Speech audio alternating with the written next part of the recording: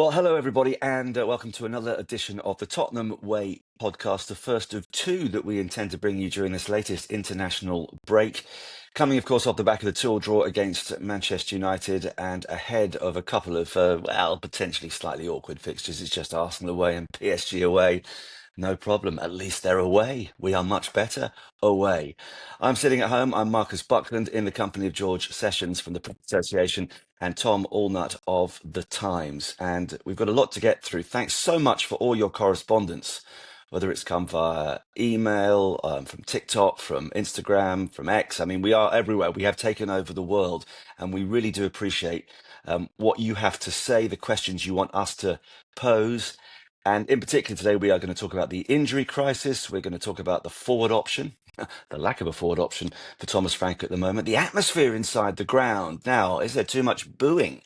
We'll get into that. The need for a settled 11, a little bit of a culture clash as well. I know there are some of you out there who are still massive Ange fans who won't have Thomas Frank. There are others who are getting behind Thomas and really don't want to be reminded of what Ange did or didn't do. So lots to discuss. And at the end as well, we've got some fascinating stats courtesy of Mr. Allnutt, who's a little bit nerdy at times. And I mean that in a really positive manner. But he's going to tell us who our best centre-back pairing of the past, few years at least, is. Looking forward to that. But guys, let's just start with the main issue, and that's an injury crisis, yet another injury crisis, exacerbated, Tom, at the weekend by the news that Kolo Muani is going to be out. I read in certain newspapers this morning for between 6 and 8 weeks. And let's remember that straight after the game, we were told it was a minor issue.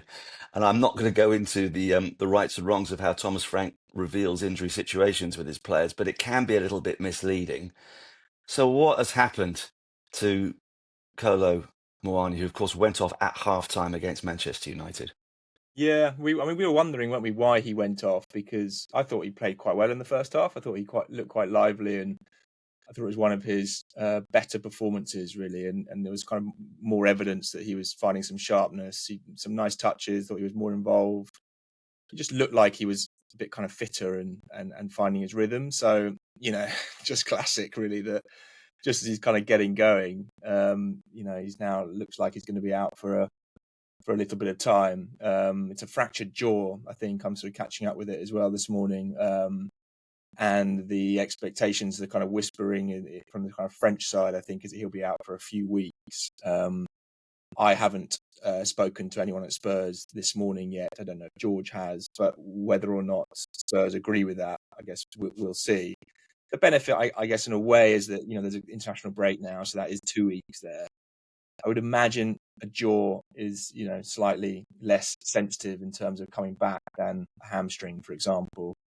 But, it's a position that Spurs are already light in, aren't they? And already kind of dealing with this nightmare niggling foot injury with Solanke, where they're hopeful that he'll sort of be back, I think, after the international break, but we don't know. And obviously we're very kind of cautious and wary about putting any kind of timeline on Solanke.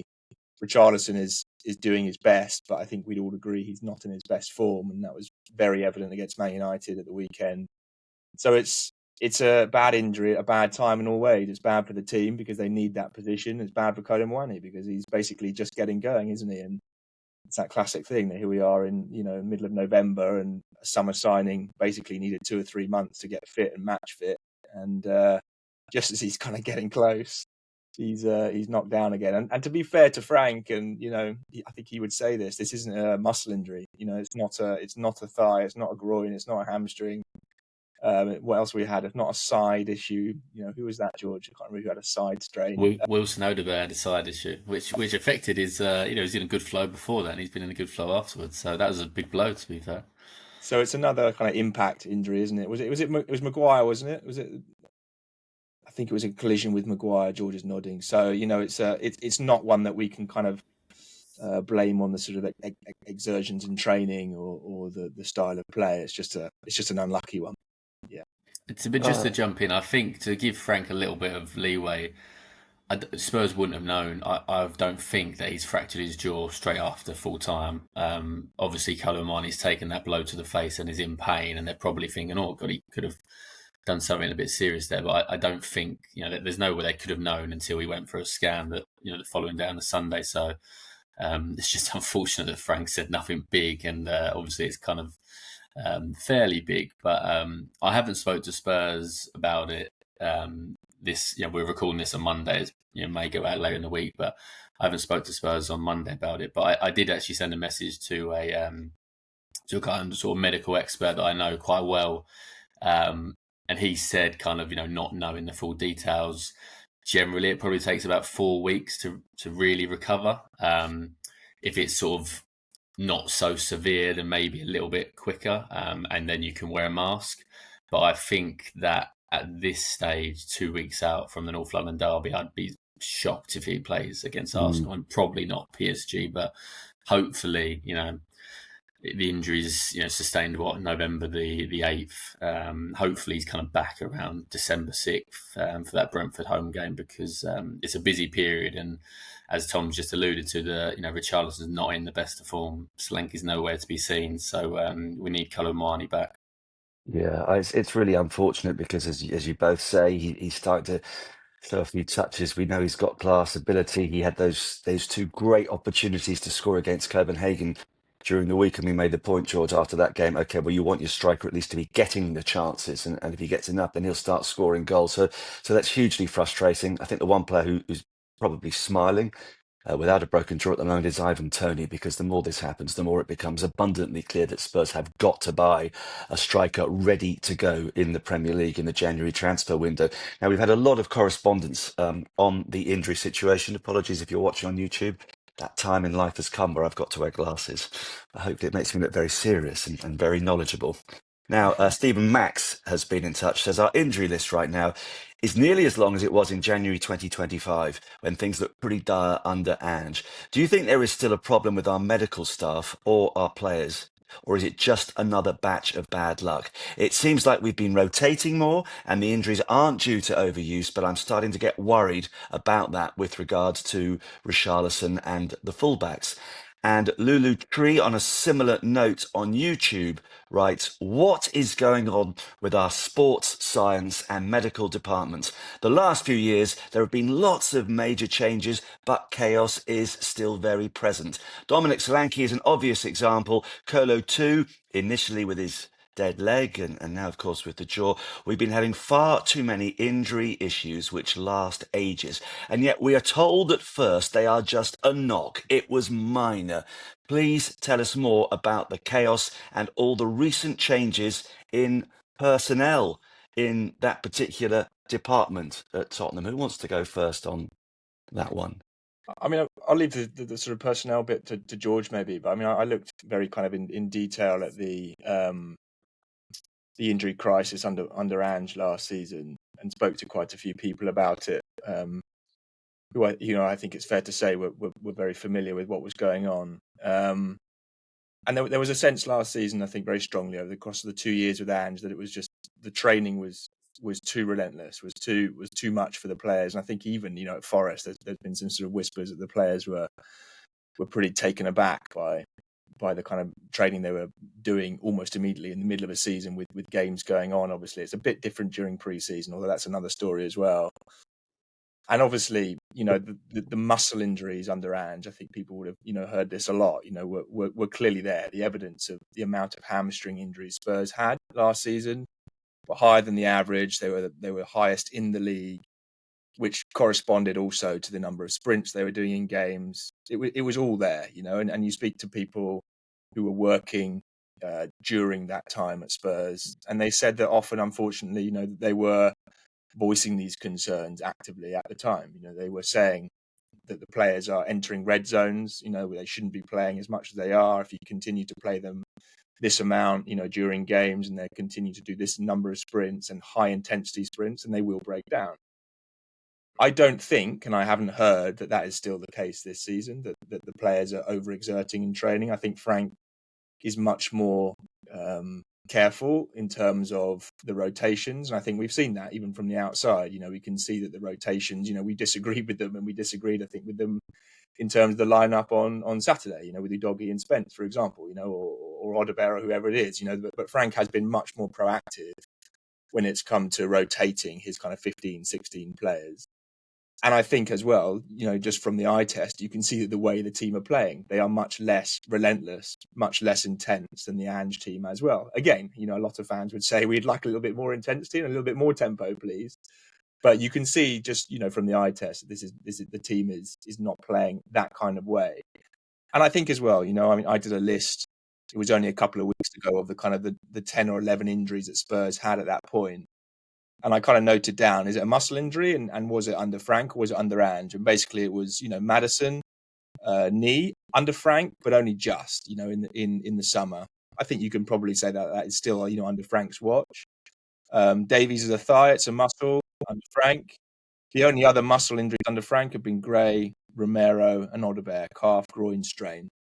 All the other ones, Kulusevski knee, so Maddison knee, Dragusin was under Ange, Kulusevski was under Ange, sorry, so Bissouma was ankle, Takai was foot, Udogi knee, Kolomwani jaw, so you got a lot of kind of impact injuries there, kind of collision points.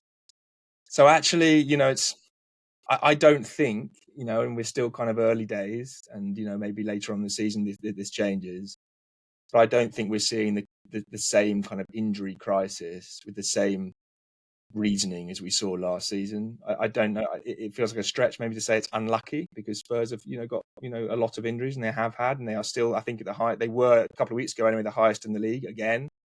Incredibly frustrating for fans. But I don't think it's the same as it was last season in terms of the style of play and the style of training as well. What do you think, George? Yeah, I mean, you've painted you've laid it out very, astutely there about last season. Because the only thing I would add on that, not as a kind of a defensive Ange, but I think when so many injuries occurred in October, I guess the red zone players probably didn't, Kulusevski, Maddison, he sort of had limited options to take them out in that sort of December crunch. But I guess just going back to sort of the changes, because there has been a lot of changes at Spurs actually. So summer 2024, the head of sports science, Jeff Scott, leaves. He's been in the club for sort of like 2 decades. That was a real big change. And I always remember whenever he'd run onto the field, because his initials are my surname, GS, so I'd always sort of notice him running onto the field. So he left, 2 summers ago. And I believe it was Adam Brett that came in as director of performance.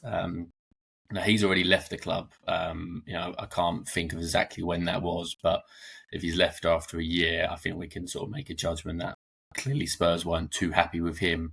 And I think the new sort of performance director coming in is going to be Dan Lewington from Manchester City. I was sort of reading up about him a little while ago when this kind of got announced. I think he worked with England Rugby, first of all, and then he was with the LTA. So Marcus will be familiar with, the Lawn Tennis Association. I think working with a lot of the British players there. So he's starting either the end of this year or the start of next year, so sort of relatively soon. So look, there's big changes there behind the scenes. Clearly, quite a lot going on, and you'd like to hope that Dan Lewington will come in and be above everything and oversee hopefully a more smooth operation. But just as kind of a wider point on this, and I sort of did feel this last season, I really think, as much as Tottenham's injuries probably do feel worse than anyone else, and I think that was the case last season and also this season, it's probably only by a handful of players, to be honest. I just had a quick look this morning at the Premier League injuries table, which is a brilliant website. And look, Tottenham have got 10, which is a lot. But you look at the other European clubs, Arsenal have got 6, Chelsea have got 7, Newcastle have got 7, Forest have got 7, Palace have got 5. This is a football issue. And I actually kind of, strip it back. And I've had this belief for a long, long time. You can chart this almost all the way back to COVID, I think. You think COVID happens March 2020. The players don't play for 2 or 3 months. You then have a kind of a condensed end of the 2019-20 season. And then all of a sudden, the Euro 2020 is pushed back a year. So you have 2021, you have the Euros. 18 months later, you get the Qatar World Cup. 18 months after that, you then get the 2024 Euros. So in the space of 3 years, you've had 3 major tournaments, which is completely out of the ordinary. Players don't have that. They normally have that kind of at least one summer break, normally two. And then I guess on top of that, following on from the Euros and a third major tournament in 3 years, UEFA had 2 extra games in the league phase of all their competitions. The Club World Cup gets added in. Now, we know why that gets added in, because of the revenue it brings. And when you think of kind of how intense the matches are, it's no wonder to me that, people need squads now, like Chelsea have got, like Arsenal have got, of 30 plus players, because there's always going to be a time when teams have kind of 6 or 7 out if you're juggling Saturday, Wednesday, Saturday. And I guess just to sort of wrap this up, when you look at Tottenham's signings in the recent years, they're generally players that have come from mid-table teams that are not in Europe. And I would be intrigued to know, sort of moving forward now, if that changes actually, because, just off the top of my head, you signed Dom Solanke and he's got an amazing fitness record, but he never played, Sunday, Wednesday, Sunday, did he? At Bournemouth, he played once a week. Brennan Johnson, the same. There'll be other examples as well. So I think it is a real, Spurs clearly have got more injuries than anyone right now. And I think there's probably an element of truth in what Tom's saying. It is a little bit unlucky given kind of they're all quite innocuous rather than muscle. But it is just a football problem. And the sort of the numbers back that up, I think. Well, I mean, one interesting thing to add there is that, George is mentioning players there, and I think clubs are more and more in the transfer market looking at injury records because they realise this is becoming more and more a pressing issue. But not only players, they're looking at managers as well who have good injury records. I mean, when clubs now, the biggest clubs are looking for their next coaches, they're realising that injuries are such a big issue that, they're also analysing just as much as the possession stats and the goal scoring stats. They're looking at the injury stats, and it was very much one of the reasons why Liverpool, got Slot, because he had a really good injury record, in his career. And I imagine as well, that when Spurs were looking post-Ange, they also probably had that in mind. And it's an interesting asterisk on Iraola, actually, because, Iraola is probably the kind of like hot property right now, isn't he, in kind of Premier League coaching.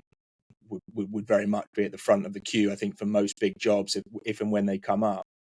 But he does also have quite a high record with injuries. And I think, it's not really surprising with the way that Bournemouth play in terms of their sort of relentlessness and their high intensity pressing and the running and the sprints and the kind of chaos that Iraola likes. Great to watch. But it is also the one, I think, little caveat to Iraola that he does have a problem with injuries. And I think Frank, to be fair to him, at Brentford, didn't have as many. He had a pretty good record, and I wonder if that was one of the reasons why Spurs thought that actually Frank was a good bet post-Ange.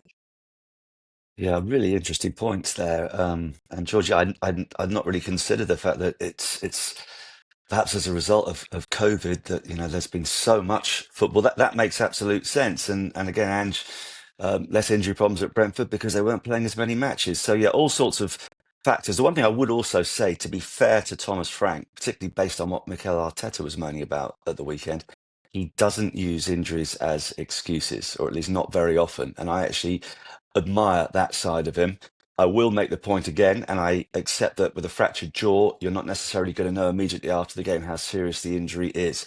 But I do still feel that at times we as fans are not being given enough information about injured players. Dominic Solanke is a classic example of that. You boys are asking the question again as to when he's going to come back. Will he play before the end of 2025? And some very vague answers from Thomas Frank. Maybe he just doesn't know, but I hope we get as much the only thing clarity as possible on that. Yeah. The only thing there, Marcus, is I think often they don't know, and part of the thing here to defend Frank a little bit is that when they have 3 games every week, they're doing a press conference before every one of those matches and after every one of those matches. So they're doing, what's the maths? 6 press conferences in the space of 7 days. And every single time we're asking for updates because it is the default first question. What's the team news? Has XYZ come back? But I don't think the situation changes every 2 or 3 days. And also injuries. There isn't an exact science, is there, on it? And it's one of those where I think coaches and managers, they're sort of damned if they do and they're damned if they don't. Because if Frank says to us, Solanke, we think he will definitely be back for Arsenal, and then he's not, Are you telling me that fans are going to say, well, thanks at least for giving us that detail that you thought he was going to be back for Arsenal? They're not. They're going to be furious that he was meant to be back for Arsenal and then he's not. So in a way, and if he doesn't, if he says, well, we're not sure, we're hopeful he'll be back after the international break, or in response to Tom's very good question the other day, I hope he'll be back this year. I do hope so. If he says that, then we sort of say, well, give us some more detail. Like, what do you mean? Do you mean next week or the week after? I think it's a very difficult situation. I have sympathy with coaches on injuries, I have to say, because ultimately they're trying to protect the player. Because the one thing that really comes down hard on players is when they're expected to come back and they don't, then they feel that weight, because players really, more than anyone want to be back on the pitch, and they really kind of, it's their job, right? It keeps them going day to day. So if the coach is sort of saying we wanted him to be back, we expected him to be back, and he's still not back, that doesn't help. It doesn't help their recovery. It doesn't help their morale. So it's a very difficult situation. And as journalists, of course, we want to know more, and we find it very frustrating. And I understand the whole thing about everything being minor with Frank and not just a little thing that ends up becoming a big thing. Of course, and maybe he, will choose his words slightly more wisely in future. But I just want to kind of add that context, because I think it's not an easy thing. No, I accept that. Just to come in, Marcus, on Dom Solanke, and I don't want to be the sort of grim reaper, but I gotta say I'm pretty worried about Dominic Solanke's kind of return, to be honest, purely on the basis that, and it made me laugh yesterday. I saw the tweet that Tottenham put out before the Luton friendly on July 26th, and it sort of said Dom Solanke misses out as a precaution with a minor ankle injury, and that's obviously going to be a meme now, isn't it? Because what are we, kind of 4 months later, and he's played 49 minutes this season. And look, I think Tom's right. I'm not going to kind of pin the blame on Thomas Frank here, because this is a medical team issue. But I think, to be honest, this has been disastrous for Tottenham. You've got a 65 million forward that has not started one of the 18 matches under the new manager. Like I say, he's played 49 minutes. He's played 3 cameos. He's now not kicked a ball since August 23rd. So, what is that? That's kind of, 3.5 months. He finally had surgery on October 1st. And by all accounts, that was very, very minor surgery. So it wasn't, I think, Tom might know the specifics. I think that Tottenham didn't even feel that was really sort of, justifiably described as surgery. It was so minor what has happened. And to kind of, 5-6 weeks later, he's not even training. We was at Tottenham Hotspur, we was at Hotspur Way on Monday, pre-Copenhagen, and he's in the gym. He's not even on the grass. I think this, unfortunately, and this is based purely on my own opinion, not anything I've heard from the club or from Solanke's people, I fear that we're not far off kind of Solanke needing more surgery, because how can he have had minor surgery on October 1st and we're 5-6 weeks down the line and he's not even training? That can't be, that can't be good. And I guess the other point here, obviously this has been a huge blow to Thomas Frank's first 3 or 4 months in charge. And really and truly, I know footballers don't want to have surgery, clearly, because you're opening up your body and you're leaving yourself kind of open. But Harry Kane did have ankle surgery a couple of times, and eventually it kind of fixed the problem.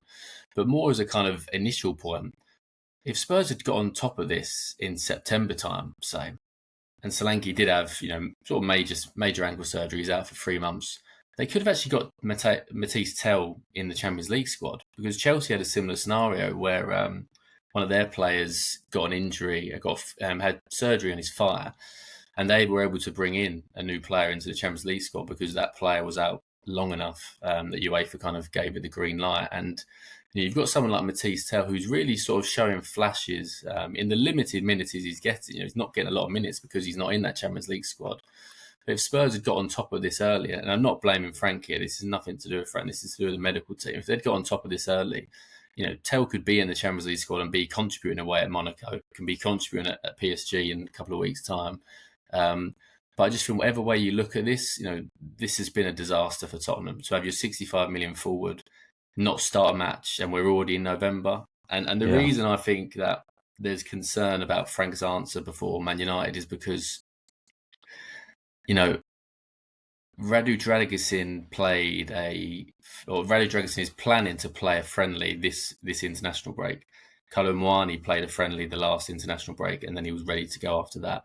So if Solanke's not playing a friendly during this November international break, he's never going to be ready for Arsenal. He's never going to be ready for PSG, and that's why I just kind of think by then you're 2 months on from the minor surgery. So I do sort of fear that, if this issue is not healed, as it feels like from the outside it hasn't, Solanke's going to have to sort of have more surgery, and then it does lead us to Ivan Toney. And I probably wouldn't have been mad on Ivan Toney signing a month ago, 2 months ago, but actually with Richarlison's form, with Solanke, nowhere to be seen, I think Ivan Toney makes a hell of a lot of sense, probably as a loan, I think, to the end of the season. But I think Spurs probably do need another forward if there's going to be further bad news on Solanke. Well, absolutely. Well, yeah, I mean, that's really worrying, George, but it makes sense what you're saying. Can we get Victor Osimhen instead, please, who's scoring for fun at the moment in Turkey? Let's move on then to the subject of our forward option, or increasingly dwindling forward option. Laura Lovejoy, 4327, says, we just don't have a decent striker. She goes on to say, we must give Thomas Frank time. It would be a disaster if they sacked him. And I totally concur with that. The guy is having to manage with 1.5 hands behind his back at the moment. Des Channer 881 says, I've been going to big London derby matches since the 70s. The game against Chelsea recently was without doubt the worst performance I have seen in years. He then poses this question, because obviously it was so toothless going forward in that game in particular.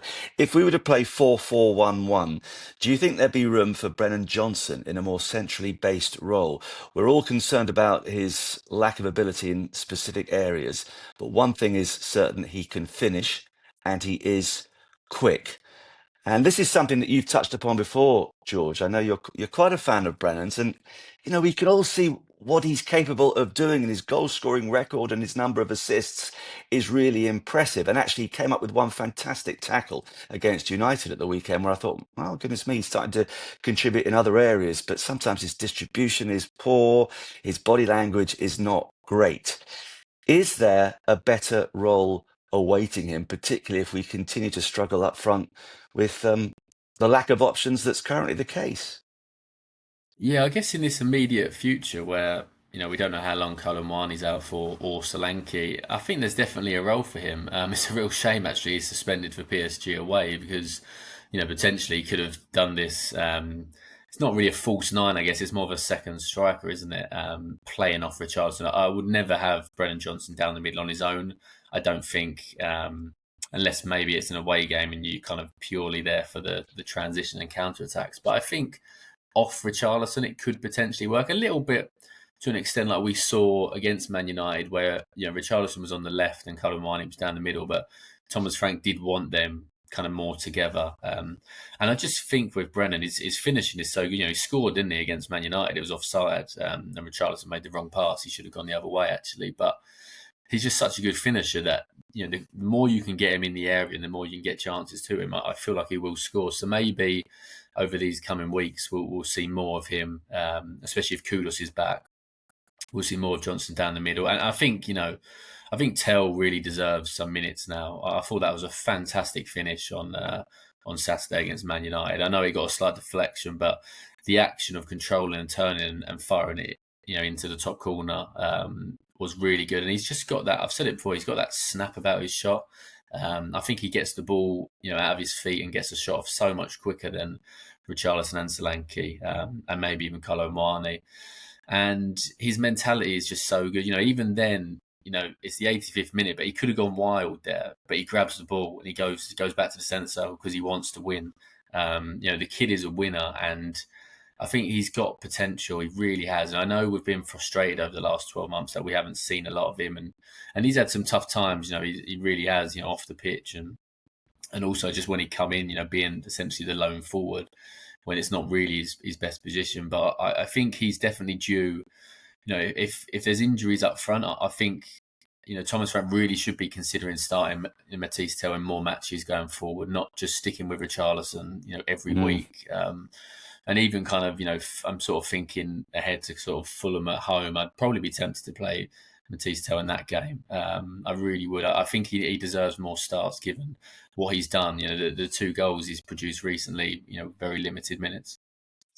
Yeah, I think amidst all the gloom, the doom and gloom in terms of us going forward, I would concur with that. I've thought from the word go that there is something about Matthias Tell, and he's had some high-profile, disappointing moments, of course. And once you get a few of the boo boys, and we'll come on to the atmosphere at the ground shortly, but once you get a few of the boo boys on your back, it can be very difficult to get rid of them. But definite signs that he's coming forward. If I'm being really critical, I wish he'd scored a second time when he had a similar chance when I think the score was 1-1. And by the way, Wilson Odobert. And I think we can all take a little bit of credit here because I think we've all said from the word go that there's something about Odobert, and he at the weekend when he came on was excellent, and so too was Destiny Doggy. But just going back to the questions, Tom, now we heard from Laura saying she doesn't want Thomas Frank's job to come under scrutiny at the moment. But Jamie March says, let's be honest, that performance against Chelsea was unacceptably dire. Somehow, says Jamie, the home performance bar has been lowered from an already poor level. I think that Frank's job will be on the line by Christmas unless he can cure this Tottenham Hotspur Stadium palsy. What say you? Well, I'll say again that for as long as he's got so few options up front, I just do not think he can be criticised too much. But sometimes football is a very unforgiving business. So if these poor home performances continue, Tom, do you think his job will be under pressure by Christmas? Yes, I do. I think if these home performances continue in we're at the end of the year and the performances haven't got better against lower end teams particularly and at home particularly, then I think he will be facing pressure, I think, from the fans, to be honest, perhaps more than the club, and that will dictate, ultimately when the fans turn, then the club have to listen eventually. So I think Frank has to do this thing now, which all managers have to do early on in their tenures at any club. They have to have that balance between progress and also keeping the base level high enough that everyone stays on side, and that is something that's the juggling act that you have to do. There's an upheaval that has to happen, where he is basically trying to blend in new players, a new style, liven up the team in terms of set pieces, organise the defence better. There's a lot that needs to change in this Tottenham team, and he's right to say that they finished 17th last season. Now, I always say that I think that's an exaggerated low position, but equally, even if Spurs had taken the second half of the season seriously, they would have finished mid-table at best. So we could be sitting here saying they finished 12th last season, and there still is a lot of change that needs to happen. That they are now 5th in the table. They have been in the top 6 consistently for the last few weeks. That is a good transformation that has happened there. And by the way, there are 3 or 4 other teams in the league right now who are struggling. Newcastle down in 14th. Can't buy a win away from home. Liverpool, clearly, everyone knows. Man United, Aston Villa had a rocky start to the season and picked up. But there are a lot of big teams in the league right now who haven't settled down. And I think the one thing that, Spurs can take from what has happened so far this season is that they haven't lost ground. There's no ground that has been lost in terms of the race for the Champions League. They could easily be 11th now and be 5 or 6 points behind the pack, but they're not. They're right there. And actually, I think, Frank, what he has to do is he has to find a way, I think, to create a little bit of adrenaline, for this team and just generally in the club, because I think there is a little bit of a question mark here. And I have been thinking about this in the last few days about what is this season for Tottenham? Like what is the overarching vision here? And it was one of the things that Ange was really good at. He was really good at painting pictures, really good at telling stories to the fans, and I think that is part of the job as a manager. You have to carry the players with you. And you have to carry the supporters with you as well, because ultimately they're paying a lot of money. They're going to a lot of games, and it's not enough just to say we're going to finish 7th this season, compete in all competitions, and there'll be some general progress. So that's not something that supporters are going to get behind. So Frank, for all his pragmatism, and I think he's a very good coach and he's very sensible, and I back him in a lot of the debates that we're having at the moment.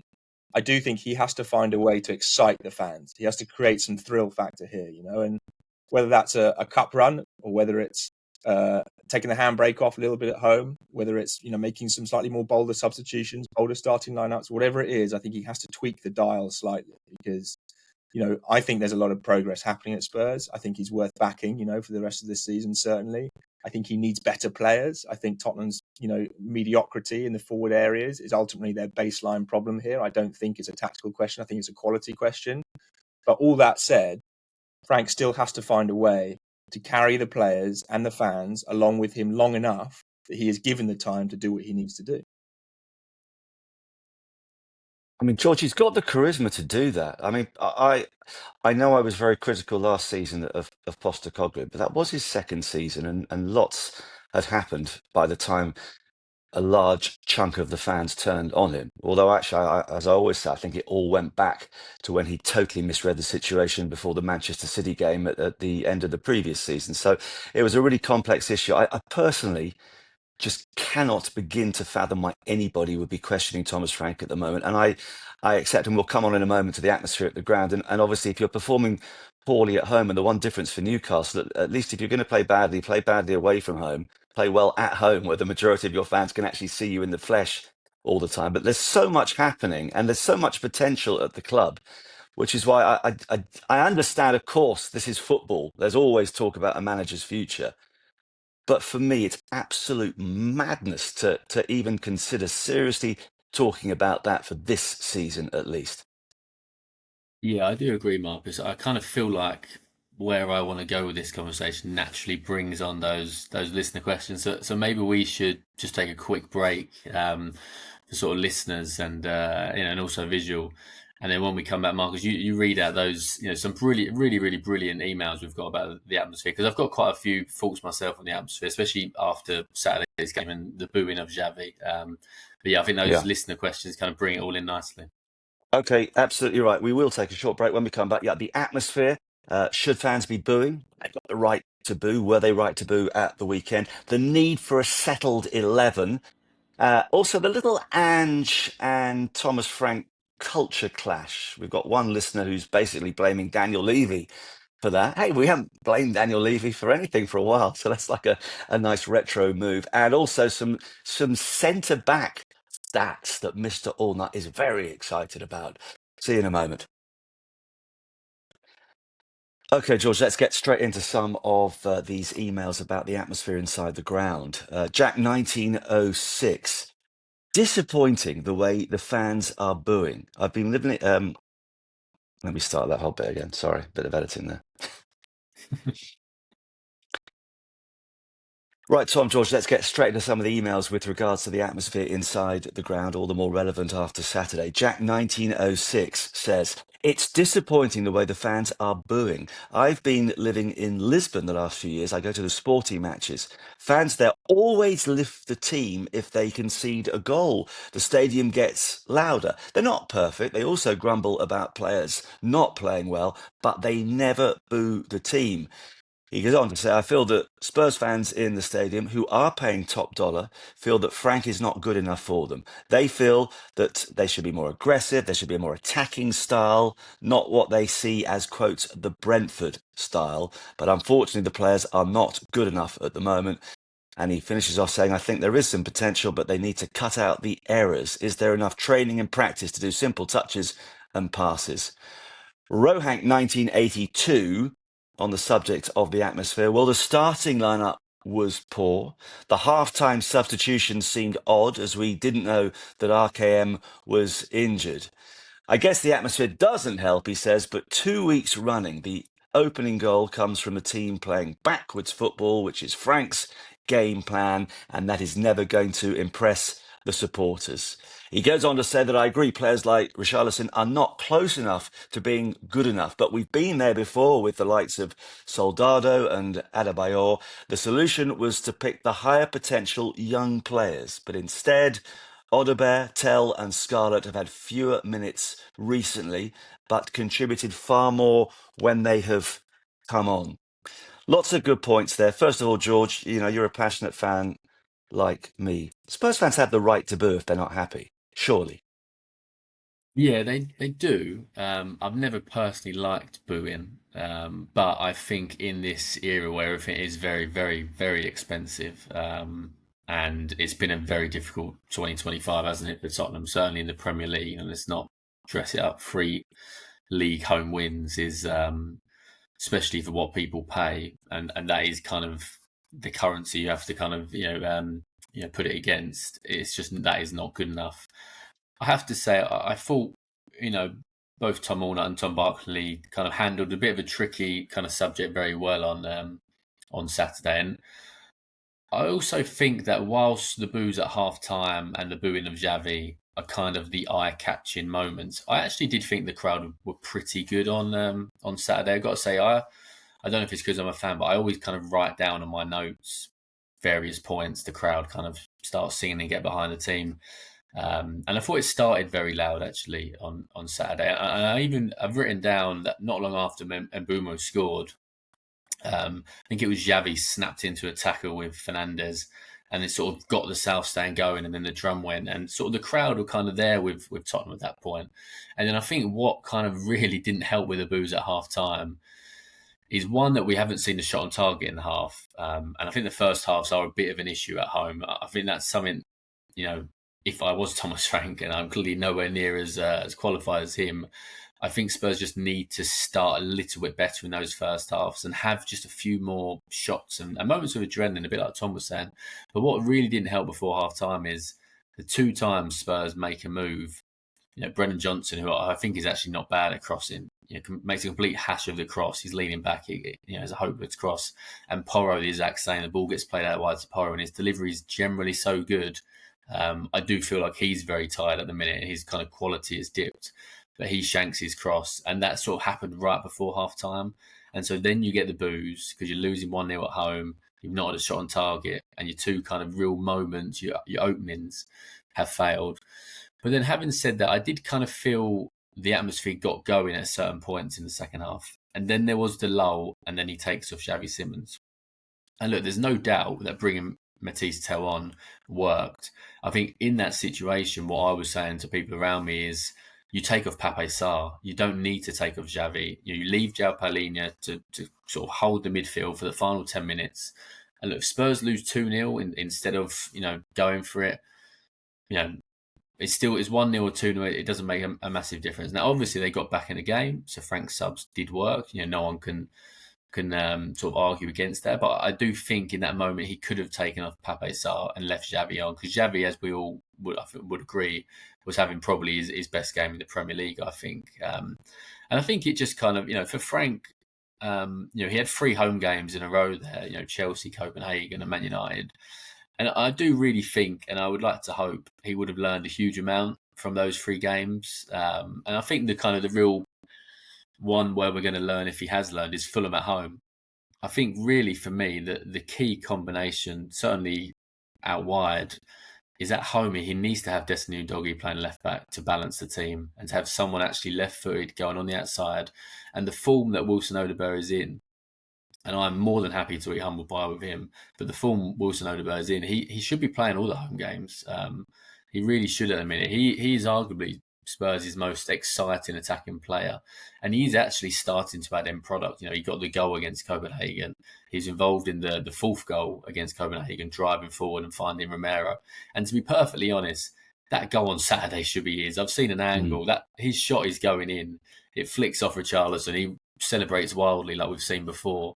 It comes back to bite him, unfortunately. But really, Odobert has arguably driven forward for the first goal and played it to Udogie, who sets up Tel, and really could have had a goal himself in that second action. So I think, I would like to think that Thomas Frank's learned a lot from these 3 home games. And we're going to kind of come on to the starting teams. I do feel like he's got the starting team wrong on a handful of occasions at home. And listen, all managers do that. It doesn't mean Thomas Frank's a bad manager. How many times have we debated Pep Guardiola in a big game getting his selection wrong? Ange did. Arteta does from time to time. Jurgen Klopp did. Managers do get teams wrong. But I think, I'm hoping that by the time we get to that Fulham game, he doesn't look at what Fulham can do. He looks at what have Tottenham done well at home, and he should focus on, as long as they're fit, Destiny Udogie, Wilson Odobert and Xavi being the 10, and let those guys basically be ballers, because they just have a wonderful kind of telepathy and combination already. And I think that's really what's going to bring the adrenaline and the excitement at home, and that's what Thomas Frank needs, and what the fans need as well.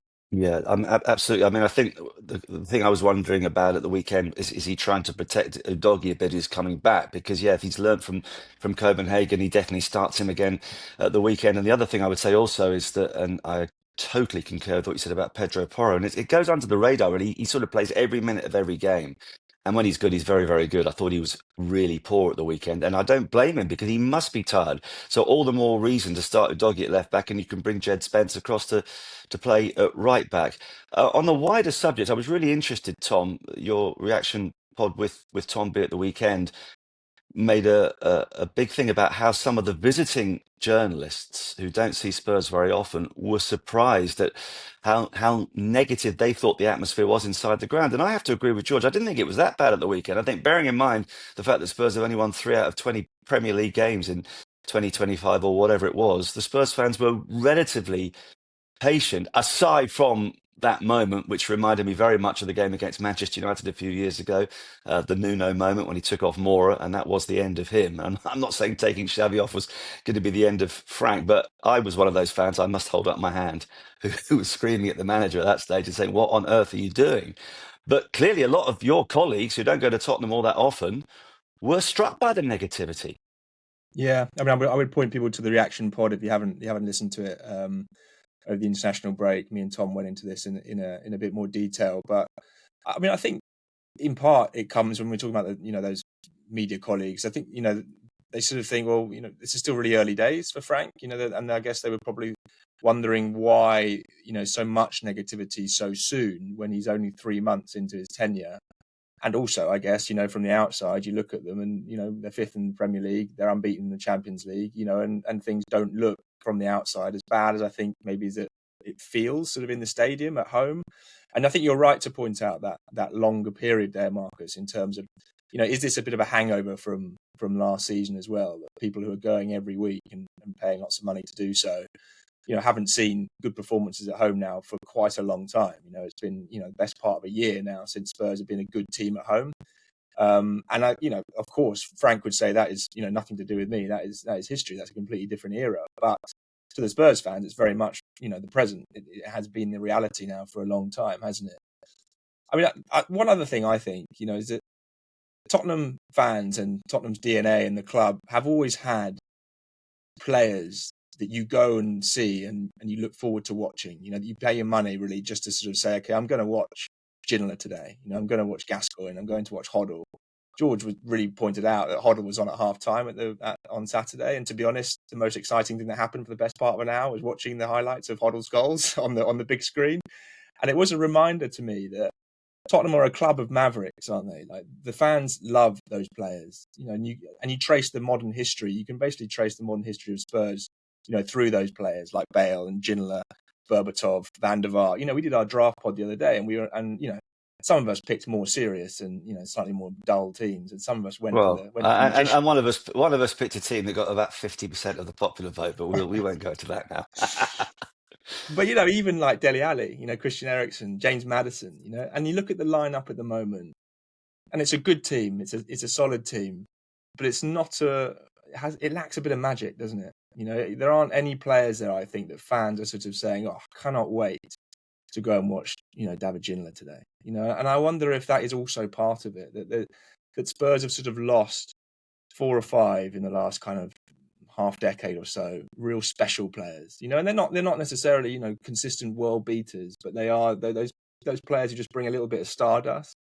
There's not much stardust in this team at the moment, and I wonder if they just need to think about that in the transfer market, that it's not all about the data and who runs and who sprints and who tackles and who makes the interceptions. That actually sometimes football is also about vibes, it's also about kind of feelings and emotions, and that maybe a Tottenham player they really need to sign in the next couple of windows is someone who gets the pulse racing again. And I wonder I think that what I also think is lacking at the minute, and is it Thomas Frank's fault or not? Is Tottenham? There isn't any Tottenham boy in this squad at the minute. There is Dane Scarlett, and we did actually see a little bit of him against Copenhagen, and almost the fans kind of come alive seeing him come on. But Mikey Moore's obviously on loan. Luca Williams-Barnett is very young. You've got other guys, kind of Will Lankshire's on loan. But I think fans want to see, especially when it's not kind of going as perfectly as it can be at home. It is a bit of a master stroke just to chuck on a kid and get the crowd all alive, and then everyone's willing him on. And I sort of wonder if maybe Dane Scarlett will, get a few more sort of minutes, just with us worrying about Colomwani and Solanke. And I think that could probably help Thomas Frank. It shows his willingness to give a young guy that's come through the academy a chance, even if we all kind of probably feel he's not going to be good enough. But I guess I think there is some really kind of young, exciting maverick players coming through the academy at Tottenham, but they're just a little bit too young to really impact the first team. Mikey Moore and Luke Williams-Barnett being two in particular. And Mikey Moore's really started to just get it on at Rangers. He's had a really, really difficult opening 3 months, but he now looks kind of almost head and shoulders the best player in that team. And I think he'll obviously spend the season there now, I'm pretty sure. But I think sort of looking ahead to probably what we're going to come on to with kind of settled teams and kind of getting the combination right, I think Thomas Frank might be minded to almost do what Pochettino did in that first season and look at some of the older players, and Richarlison kind of being a case in point and going, you're not here for the long run, actually, Richarlison. I'm gonna go with Tell. I'm gonna go with Scala. And I think that's kind of probably what he now needs to do with a Wilson Odegaard. I feel like he has given Wilson Odegaard a good run, so he is in the team. But maybe even in midfield, the Paulinho Bentancur kind of conundrum keeps coming up. Maybe give Archie Gray more minutes when he is back, because there is a lot of parallels between the Poch team and the Frank team, and kind of there isn't anyone kind of with Stardust now, but that was the case after Gareth Bale got sold as well. Spurs spent all this money on loads of players, and no one really knew kind of what the idea was. But then Pochettino ended up with Ericsson from that team, Lamela from that team, Dele Alli came in. Alderweireld was signed, Son came in, and it became an incredible team. And when you sort of look at the Spurs squad now, is Xavi going to be the Ericsson? Is Odegaard going to be the Son? Is Bergvall going to be the Dele Alli? Is Tell going to be the Kane? They might not be, but they probably do need to just be given give them the sort of keys now, and don't kind of go with Richarlison anymore. He obviously has to for the next couple of weeks and maybe until January, but I think Thomas Frank would get a lot more people on side if he kind of puts around the experienced players that Spurs have of Romero, Van der Ven, Paulinho, if he puts some young guys around it, and then we sort of see a real team being blooded. I think that's a really good point, because everyone remembers Harry Kane kind of rescuing / turbocharging the Pochettino era. But we got Arsenal next and North London derby. Don't forget that in Pochettino's first season in that derby against Arsenal, he gave Ryan Mason his first start. And that was first Premier League start, I think, wasn't it? It was even his first team debut. And what a lift that gives to the club, to the fans, the academy. And clearly that team, in the early days of Poch, you think about Bentaleb as well, other players that he brought in that people weren't even thinking of. And it was a real skill that Poch had, I think, in those early days, was to kind of promote those young players that suddenly gave that team a feeling and an identity again, and I think that's a great comparison from Jordan.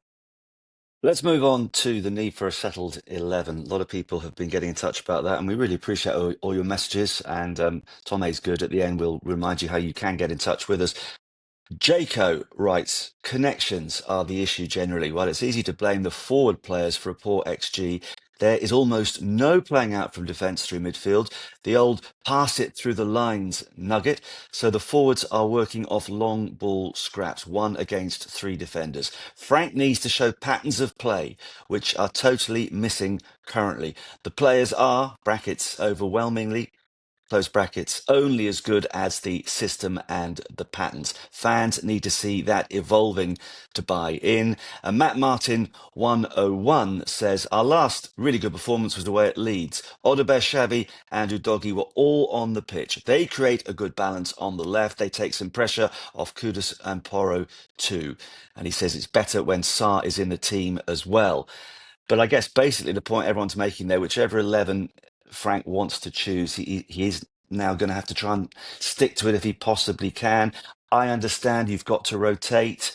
It's really important when you've got Champions League football. Okay, we're out of the League Cup now, but you can't keep playing the same 11 week in, week out. But George, you've hinted at this already. Hopefully he has learnt from the last 3 home games that essentially there is a nucleus of players that need to start week in, week out to be able to understand each other and perhaps make up for the lack of quality in the opposition penalty area. Yeah, absolutely. And I think kind of my frustration with this week of the three home games was I kind of felt like we'd seen baby steps from Tottenham away at Everton, away at Newcastle. I know it was a defeat at Newcastle, but you saw kind of Spurs trying to attack, and I felt Xavi had shown small glimpses. And then we come to Chelsea, and Xavi's on the bench, and obviously he came on after 4 minutes and wasn't very good, but he's on the bench. It's Pape Sarr's the number 10, Lucas Bergwijn on the left. And I feel like that's counteracting Chelsea. That's to counteract Moses Caicedo and Enzo Fernandez. And it didn't work because, Caicedo and Fernandez were the two best players on the pitch. And look, I get it's Chelsea, it's a big game. But this Chelsea, they're not world beaters. We've seen them draw with, lose at Sunderland, lose at home to Sunderland and draw in the Champions League to Karabag last week. And for me, Tottenham shouldn't have shown Chelsea that much respect, and Frank shouldn't have shown Chelsea that much respect. And then we go to Copenhagen, and I think he got the team spot on. And yes, it is Copenhagen, but then we come to Man United, and he kind of breaks up that Xavi Doggy and Odegaard kind of link on the left. And again, I understand why he's done it, because he's brought Jed Spence in essentially to go directly up against Brian Mbeumo, who actually conversely played on the left, so it was against Pedro Porro. But again, this Man United team is not full of world beaters. If it's Arsenal, if it's Man City, if it's Liverpool, absolutely, I get that. And I get the Paulinho and Bentancur midfield in those games as well. But I think at home we need to focus, and he needs to focus more on what Tottenham can do rather than trying to stop the opposition. And I do honestly think he would have. I feel like he would have known, by the end of this week. And maybe I'm giving him too much credit, but I really do think he'll know moving forward now that he just needs to bring more at home, because that is the only way he lasts here long term. And long term is sort of 3-4 years. Spurs have got to win home matches, and it's been a really tough year. And I think probably what helped Ange around all those poor home Premier League games was you had kind of in March that Arsene Alkmaar game. In April, you had a really good performance against Frankfurt, albeit not a win. And in May, you had the Bodo home win. So once a month, you kind of had that big home performance that just about kept everyone come together, even though there was lots of fraction. Whereas we can't really count. I mean, what's been the good home performance under Thomas Frank before this week? I mean, it was probably Burnley, but then we've had some iffy ones. So he just needs he needs a big win. And I really thought he was going to get it against Man United. And I really feel like he could have had liftoff in terms of the home performances if he had got that. But I think it is coming. I really do. I think he would have learned that going forward, Spurs have got to be far more on the front foot and looking and focusing on what they do rather than the opposition. Unless, as I say, you're facing Liverpool, Man City or Arsenal at home. I mean, Tom, the thing I would, in defence of Thomas Frank, the two things I would say is, he's only just arrived at the club. I guess he's still looking at all the players in different environments, trying to work out who can do this, who can do that. And also he's got this awareness that he's got to rotate with Champions League demands as well. And if he plays the same 11 week in, week out, and a couple of key players pick up injuries, he'll be slaughtered for that. So he's almost caught between the devil and the deep blue sea, isn't he? I don't think a settled 11 really exists anymore. I don't think the big teams have a settled 11. If you ask me what's Man City's settled 11, I don't think I'd necessarily know. I don't think that's in the current climate. I think you have to have a sort of settled 16, but the problem I think that Spurs have at the moment is that Frank doesn't quite know. It's not so much the rotations; it's more who plays best where and with who, And I'm not sure he's really nailed that down. And I mean, I asked him after the press conference. I asked him after the game on Saturday. You started with one team, you changed it at half time, you changed it with 20 minutes to go. Clearly, the changes worked, but it still feels, very much, here we are after 3 months, and I don't think he quite knows what his kind of stellar front four is. And even, to be honest, you can include the sort of midfield playmaker in that. I think all of it is kind of up in the air. And partly that is because of the options, but I also think he just hasn't found those connections. I guess in terms of the style, I sort of agree. I mean, I think that is part of the kind of zeitgeist at the moment, that we're not seeing teams play out from the back nearly as much, that football just has gone more direct in the Premier League suddenly. I think the one caveat there is to say that although Brentford did score a lot of goals and they were an attacking team under Frank, and people should remember that, I think he does get kind of classed as a sort of, pragmatic, which then blurs into defensive coach, which I just don't think is really the case if you look at his kind of history. But more specifically, the style of Brentford was often to sort of leave out the midfield a bit. They sort of played well at the back and they played well up front, and they moved the ball quickly between those sort of lines, and they attacked with pace, which was thrilling to watch. I really reject the idea that if you play a ball forward quickly, it's not fun. I think that can be brilliant to watch. Conte's counter-attacking Tottenham was one of the most scintillating things to watch when they were at it. Was fantastic. But it is true that I don't think Frank's Brentford were ever a sort of building team. They didn't kind of work the ball through the central areas. They worked the ball wide and they get the ball into the box, or they would attack quickly and work off the front players. So I think that is a challenge for him, And when we have asked him repeatedly about these kind of like the attacking combinations, he doesn't really put it on the midfield. He doesn't often. He really kind of pushes back on the idea that Bentancur and Palhinha aren't doing their jobs. He is much more about. It's the kind of the players in front of him we haven't quite got right yet, But I just one more thing to say, and I think it's kind of relevant with the fixtures coming up. I would like to see Frank go a bit lighter in the Champions League. I think, we're all so conditioned to thinking the Champions League is the be-all and end-all, and it's the kind of like, it's the sparkly lights of club football.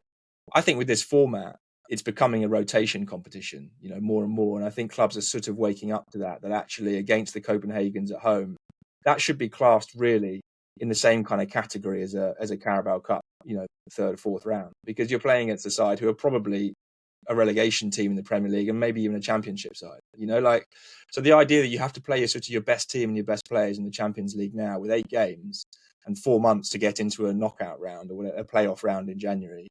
I think you use the Champions League to rotate. I mean, for example, when they're playing Slavia Prague at home in December and they've got Brentford at home and Forest away either side of it, I would like to see them play some of the fringe players against Slavia Prague in midweek and play their best team away at Forest and play their best team at home against Brentford.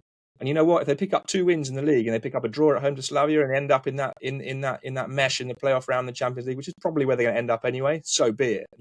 I honestly think that sort of mindset of the Champions League being the one where you play your best players, I think they can change that a little bit, particularly going in the next few weeks when it's going to be a bit of a compression in terms of the schedule.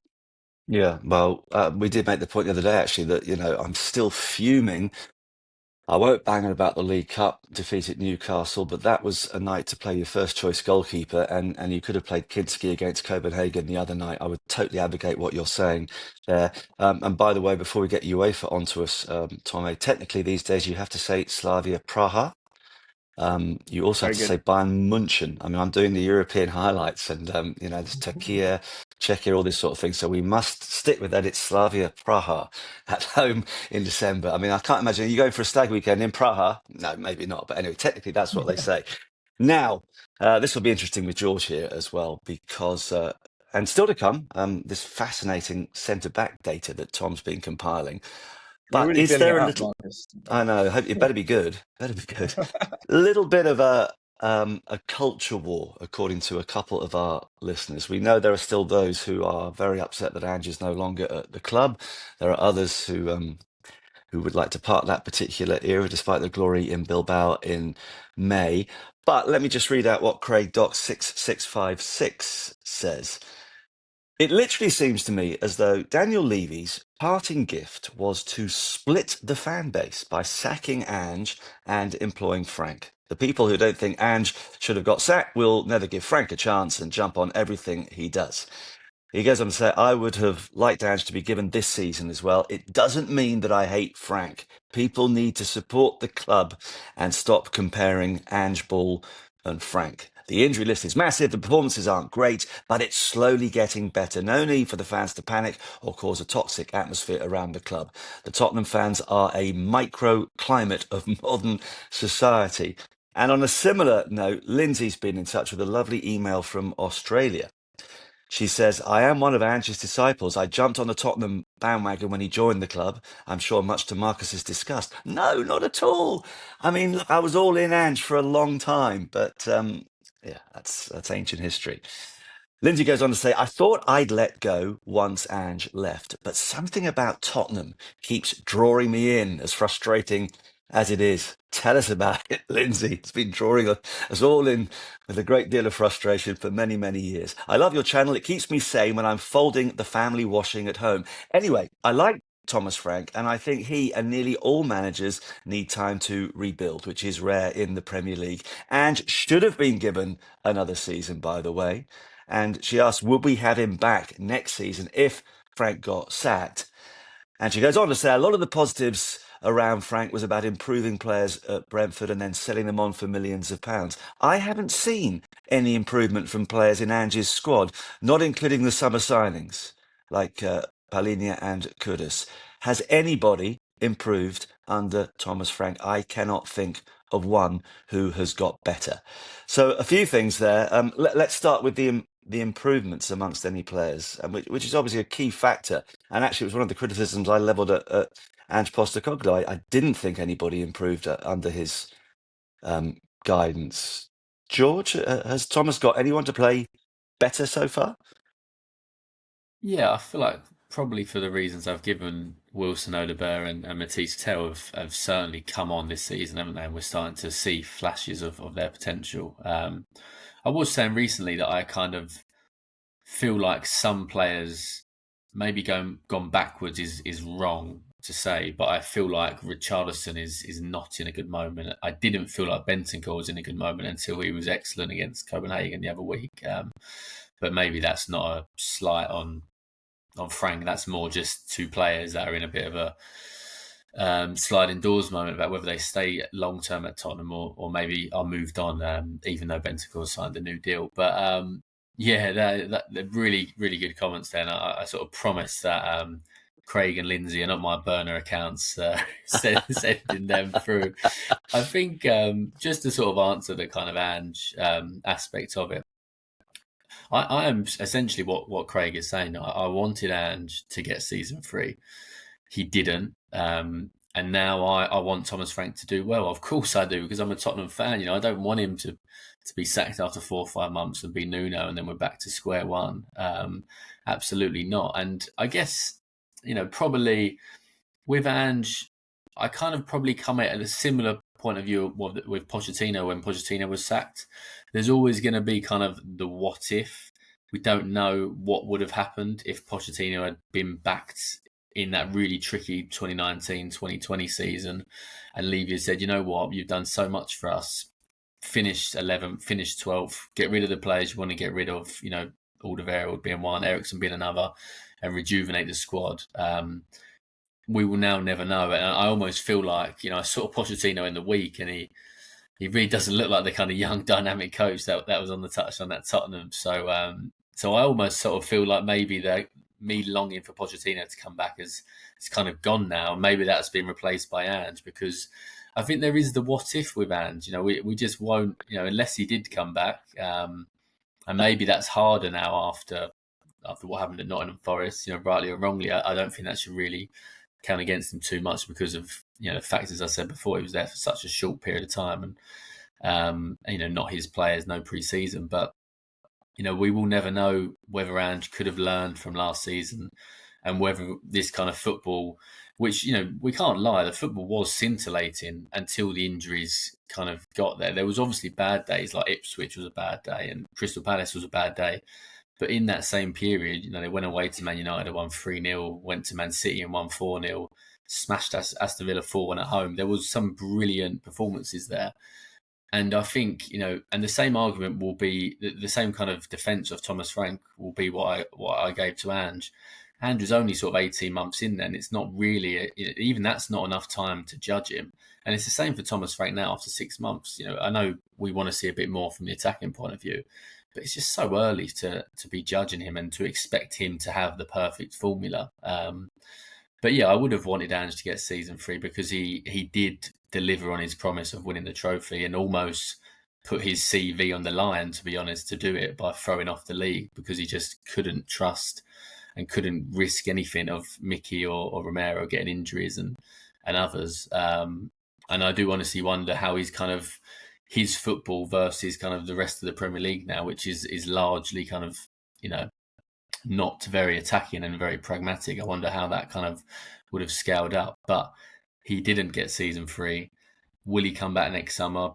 I'd be very surprised. Even if Thomas Frank did go at the end of the season, I'd be very surprised if the club turned to Ange, just because often people say don't go back. But I think for a little period now, probably until Ange goes to a few more jobs, there will, for people that liked Ange and wanted him to get season 3, there will be that what if question mark over the top of the head of this kind of period. And it was there for a long time with Poch, really, until he took the Chelsea job. Surely, George, Tom, there is no way Ange comes back, is there? I mean, I know George likes him, but you're in the fantasy world if you think that's a possibility, surely. George removing his large rose-tinted spectacles and putting them on the desk. I don't think he is going to come back, by the way. I would have liked him to have got season 3 rather than there be a change. But yeah, go ahead, guys, and stick the knife in. By the way, what I would say, Tom, if he had got season 3, bearing in mind all the injuries that have occurred, I actually dread to think what would be happening right now. But yeah, go on, Tom. Yeah, it would be closure though, Marcus. That's the only thing. Like, if Ange had got season 3 and then he gets sacked in November or December, I personally think Thomas Frank still would have been available. That was also my kind of point in the summer, that it wasn't like Thomas Frank was Iriola or sort of Xabi Alonso, this manager that is, he's going to be snapped up the second he's available. So I just kind of felt like, give Ange the chance. If it goes to pot, then we know it wasn't the right thing, and there's no one can argue, and you move on, and then you get Thomas Frank. So that was my other final point, and now I will kind of go back under my rock and let you guys go. I don't think it's necessary to revisit the kind of Ange in, Ange out debate. We did a very good pod. People have to go right back into our archive at the sort of end of May or whatever. And I think we went over all of those details. There were a lot of bad days last season. You can pick out the 1 or 2 that George did there, but I think we could do a 2 or 3 hour pod on the bad days of last season. And of course, there was one very, very good day, which I think vindicated the whole thing. But the reason it needed vindicating was not pure chance. It wasn't bad luck. And it's always been Ange's framing that he tossed away the league to focus on the Europa League. But the reason he tossed away the league was because there wasn't a league to challenge for. And the reason there wasn't a league to challenge for was because in November they were in the bottom half. And he can't separate that from his legacy. And neither do I personally think that the injuries were bad luck or separate to his contribution either. I think all of this is rolled in. I think we saw, and maybe George would, and others would say it's unfair to judge him on Forest, but I do think we saw at Forest how those methods, I think now in the Premier League, have been found out. I think, to be honest, I wouldn't go so far as say Andrew's out of his depth, but I just think the way he plays right now doesn't chime with how football is in the Premier League.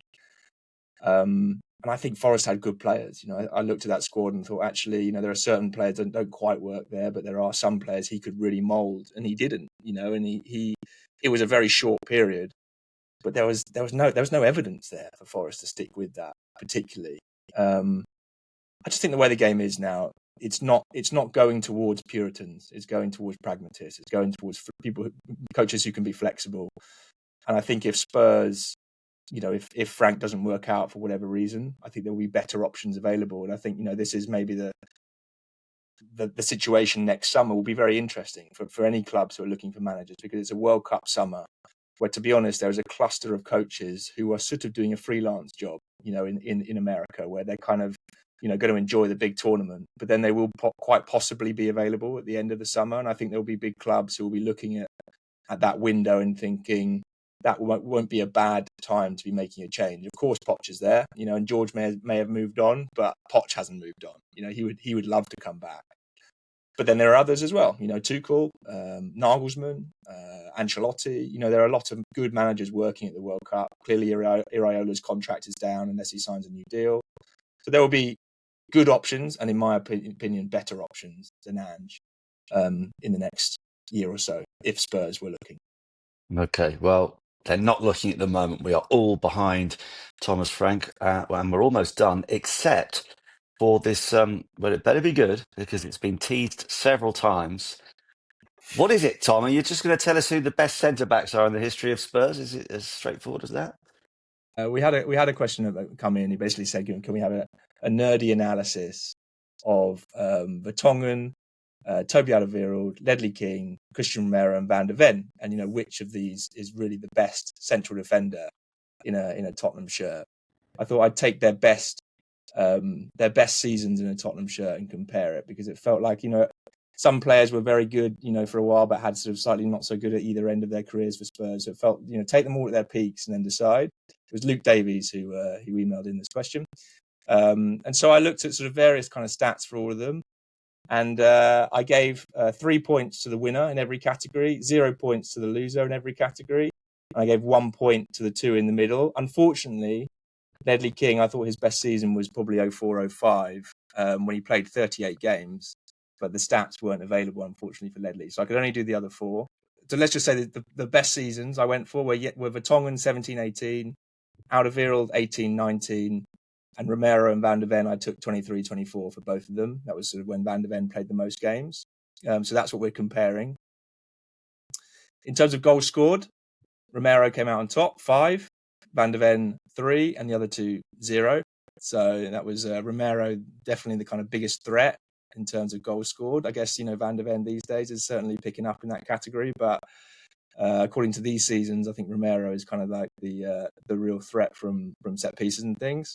Yellow cards, though, Romero definitely picked up the most, 7, so I gave him the 0 pointer there. The cleanest defender in their peak seasons was Alderweireld with 3. I thought carries per game was interesting. So you're sort of thinking, like, who's the most kind of like dribbling defender who can kind of run the ball out from the back? And Vertonghen came out pretty clearly on top here, 2 carries per game in his best season. And surprisingly, actually, Van de Ven was the lowest. He was only on 0.7, and the other two sort of in the middle. The best passing defender. Who do you think the best passing defender of those 4 is? Ooh. Short range passes would be Romero for me, but long range, Toby Alderweireld had an amazing one with a left foot, didn't he? So I feel like Romero would come out on top, but closely followed by Toby. I'll probably look like an idiot now, and it's Mickey. No, I'd go Romero. I mean, Romero Mickey and recently. It's got to be Romero, hasn't it? So I went for progressive passes, so sort of passes, like difficult passes rather than just kind of tippy-tappy around the back. And actually, Vertonghen was way out in front. He played 243 progressive passes, which was almost sort of double anyone else in that season. I mean, I guess, he was a sort of... I wonder if he played left back that season, and you've ruined this top, because that's why he's carrying it so much, and that's why he's playing progressive passes, because he was playing left back. I don't believe that. Danny Rose got injured. He was just playing through the lines beautifully, the golden defender he is. And then long pass completion, went for a percentage here. Van de Ven was the highest by quite a distance, and actually Vertonghen was the lowest in terms of sort of lovely sprayed passes across it. Tackles won. Vertonghen was out on top, and Toby was bottom. Tackles lost. Van de Ven was the best. He lost the fewest. Blocks, Romero was the best, quite comfortably actually. Errors leading to goals. Well, these seasons were all their best seasons, so none of them really did very many. Jan and Toby 0 and 0 in those seasons, which is pretty amazing, really. And Romero and Van de Ven in 23-24, to be fair to them, only made 1 error each that led to goals. So I thought that was pretty good, but Vertonghen and Toby shared the points there. Interceptions, Vertonghen was the best. Van de Ven was the lowest. Aerial balls I thought was quite interesting. Romero was the best here, which is kind of interesting because I suspect he's probably the smallest of the 4, right? But he was definitely won the most percentage of aerial balls. And ball recoveries, 116, again, absolutely towering in front was Vertonghen, and Van de Ven was the lowest. Now, most of them, all of them played a similar amount of games. I did tweak the stats a little bit to make it per game on the ones that were close, just so it was really accurate, guys. But overall, the analysis, when you think I gave 3 points for the winner in each category, so 1 point for second and third, and 0 points for fourth, the best defender, according to this extremely detailed, precise, and accurate investigation on behalf of the Times, was that Jan Vertonghen was the best defender on 22 points. Wow. Jan Vertonghen 22 points top. Second was Toby Alderweireld. Third, Christian Romero. and fourth was Mickey. So that was, I think, that basically ends the debate, doesn't it? Not sure, but Categorical. I think the Tongan being top probably is right. He was unbelievable. I also think there's something about left foot. I think that's why everyone loves Van de Ven, and I do love Van de Ven. There's just something brilliant about a left footer passing it forward or carrying it forward. And there's a lot of parallels actually with Jan and Mickey. I think I'd rather Mickey stay centre back though and not be pushed out to the left like Jan was every so often, especially in that season that you've gone for, Tom. I think what we can say is that we've been very lucky to have all four because they are fantastic defenders. There was just a final point, quite a scathing attack from Stuart Pearce at the weekend. Stuart, who I know, and our hearts go out to him because, of course, he's suffered terrible personal tragedy of late. But he was covering the game for the radio on Saturday and was very critical of Romero and said it's not the first time that he feels that Romero is a liability. And I mean, I didn't think he had a great game, to be fair. He's just come back from injury again, but I was slightly flabbergasted to hear that. I don't know if either of you would understand where Stuart is coming from as far as that criticism is concerned. I mean, I didn't think he had a good game against Man United. I thought he had one of his slightly sort of erratic matches where he was sort of wandering about a bit, and there was one passage of play which I didn't think reflected well on him, where he gave the ball away upfield and then took a long time to kind of get back into position, which he does do sometimes. He has that kind of thing where he sort of is out of position, but he thinks he's got about 5 minutes to get back. And he does have those kind of matches, doesn't he, Romero? Like we've seen it over the years where, we know that at his best, he is, one of, if not the best defender in the Premier League, particularly in certain aspects. But at his worst, he can be a liability as well. And I wonder if Pearce kind of saw that performance and took that conclusion. I think in general, in the last few weeks, he's actually been pretty good. And I think this season his consistency has been way up. But yeah, it wasn't his best day at the weekend, that's for sure. Yeah, I think that was probably his worst performance of the season. Because there was 2 times he just went flying into tackles, which, for my mind, I really can't remember him doing that. Probably since kind of the end of Conte days, really, where it felt like he was, just getting frustrated. And I feel like he said before that at times he used to go flying into tackles to try and spark the team to kind of get them going.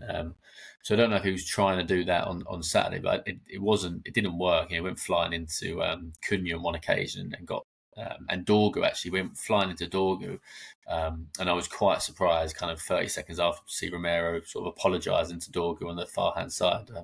So he has got a lighter side to him. But yeah, I think Stuart Pearce probably just saw him at probably his worst this season, and actually I think he's been very good this season, and he was obviously colossal against Man United in the Europa League final. And I actually think his comeback kind of really has helped Spurs after that really difficult Chelsea game. He come back against Copenhagen, and when he's in the Spurs team, I feel they're a bit calmer and they just get on the ball more. And he certainly was trying to find Xavi a lot more, I felt like, during these last 2 games. So I think that's another kind of combination, which clearly Frank is going to lean on because Romero is going to start every week if he is fit. And I feel like Xavi's in a moment now where he will start starting games more. But yeah, I think that was just probably a bad day that Stuart Pearce caught Christian Romero. Just going back to that question as well before about players that Frank has improved. I mean, I think Van de Ven has been absolutely brilliant in the last few weeks. And, apart from anything else, he's been fit, and we shouldn't forget that is a really, big feather in Frank's cap so far. And we should add that to the injury conversation, to be honest, because it's easy to kind of just see Van de Ven playing every single game, playing Champions League midweek, then playing again at the weekend, 90 minutes, and forget that we were in the position in the second half of last season where Van de Ven was coming on as a sub and everyone was sort of wondering whether he would get through 10 minutes, and everyone was wincing when he would sort of even just kind of go to, past jogging pace. We were at that point with him where it was literally like, wasn't it? Tom always points out that time when they were sort of like slapping his thighs and his hamstrings before he was about to go on. And it was at that point where you just wondered, is Van de Ven ever going to get to the stage where he can play 90 minutes week in, week out. And here we are, 6 months later, and he is, and he's playing really well as well. So I think that's a big, big plus in terms of Frank players. Absolutely. I still always, after he's gone on a run, I always keep my eyes on him just to make sure that he's fine. He's not suddenly gone down clutching anything. So there is still that doubt in the back of my mind. But yeah, he's been absolutely fantastic. Well, listen, guys, I think we've covered just about everything. And once again, thank you for your questions, and please keep them coming in. If you're, and Tom can correct me if I get anything wrong here, but if you're watching us on YouTube, please give us a like and a subscribe, which helps an awful lot. If you're just listening to us, then try us on YouTube. George, I'll give away a state secret. He hadn't washed his hair, so he's wearing a cap, and I think it suits you, George. Looks very nice on YouTube. And Tom A looking suspiciously like Andoni Iraola once again, although I know he hates that particular comparison. Anyway, so do give us a look on YouTube, where the channel is the Tottenham Way. And if you want to get in touch with any comments or questions, it's the Tottenham Way pod at gmail.com. The Tottenham Way pod at gmail.com. And you can also contact us on Instagram and X and TikTok, where we are flying.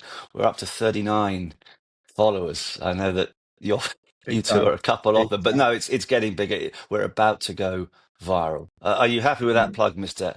Allnutt? Very thorough, very smooth. Brilliant.